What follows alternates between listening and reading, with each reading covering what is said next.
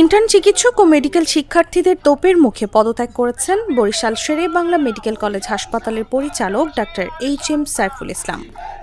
রবিবার বেলা 11:30টায় তিনি পদত্যাগপত্রে স্বাক্ষর করে হাসপাতাল ত্যাগ করেন।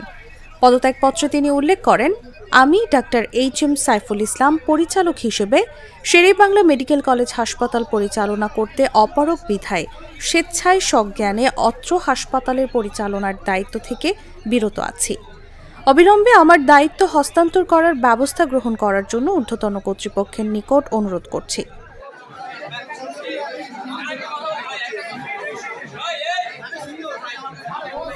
এর আগে ইন্টার্ন চিকিৎসক ও মেডিকেল শিক্ষার্থীরা সকাল থেকে পরিচালকের পদত্যাগের দাবিতে হাসপাতাল চত্বরে বিক্ষোভ সমাবেশ করে পরিচালকের কার্যালয় ঘেরাও করে। এ সময় শিক্ষার্থীরা পরিচালকের পদত্যাগের দাবিতে বিভিন্ন স্লোগান দেয়।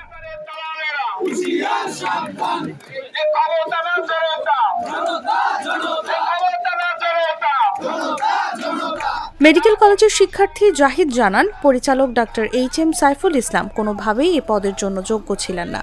তাছাড়া তিনি হাসপাতালে থাকাকালীন বিভিন্ন অনিয়ম দুর্নীতির সঙ্গে জড়িত ছিলেন। এজন্য তাকে পদত্যাগ করতে বাধ্য করা হয়েছে।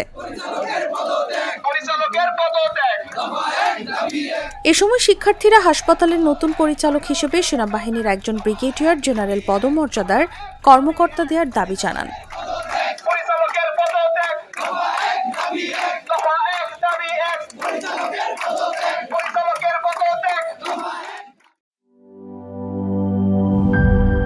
শিয়া বাটার ও ভিটামিন ই সমৃদ্ধ lily glam beauty soap. Lily, always beautiful.